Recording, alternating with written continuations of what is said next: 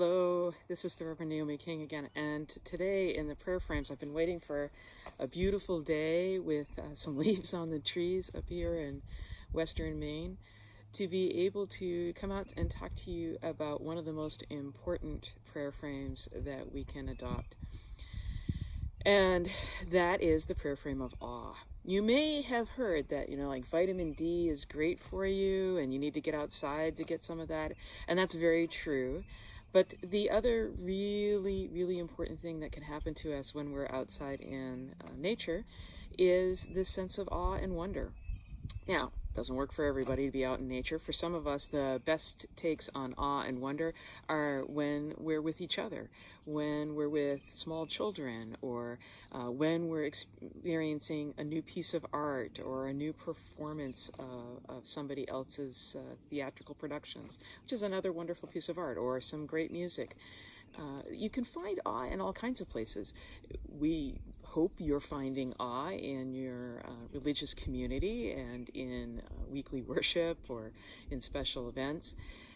And it's also true that one of the fastest ways for people to connect to awe is to get out into the natural world, to hear some bird song, to see some blue sky, to really feel the breeze on our face, to get a picture, a vista that's bigger than what our lives tend to get narrowed down to.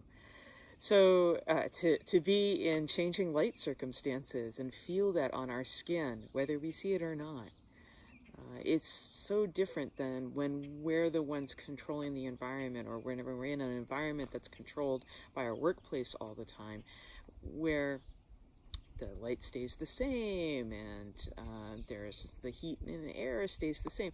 To be stimulated in these ways tends to take us out into a different way of being, out into awe, wonder, amazement, relaxation. That's really where awe goes. It stimulates the vagus nerve, and so it is part of our relaxation response. And that's part of why I hope that you'll work on those prayer frames of awe. Now, awe is also very much related to reverence. It is related to our sense of wow. You may have heard it put that way instead of fear. Sometimes people think of awe as a fear thing, as in shock and awe. But awe doesn't have to be full of fear. Awe can be just amazing, relaxing. There is that piece of the unknown that is always part of awe, and that's that mysterious. And part of why we want to experience it on a regular basis in our prayer frames is not just the relaxation response, it's the ability to sit on the edge of the unknown and not have to know everything, not have to be the people in charge all the time, not have to know what comes next, to learn to trust a moment. That can be extremely hard for some of us. If you're a trauma survivor like I am, that is a big learning curve. And so you can start with small doses, right? You're controlling the amount of time that you have to sit on that edge of not knowing.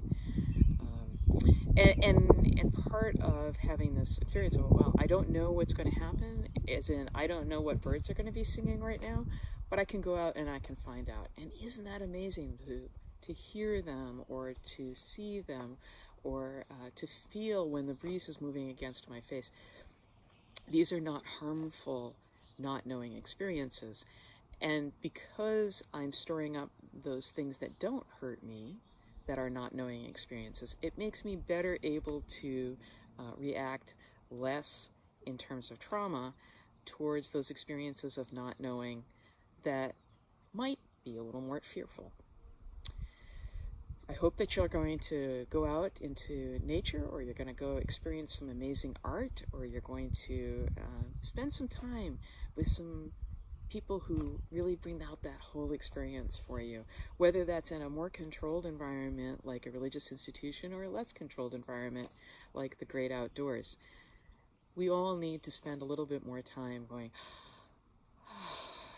wow, look at those clouds over there. Wow, what's that amazing sound? Wow, Feel that sun on our face. Feel that moonlight coming down. Feel being part of this whole wonderful being that is this life. Not so afraid, not so worried, not so tense, just being in this great, amazing ground of being all around us. May you have a blessed week.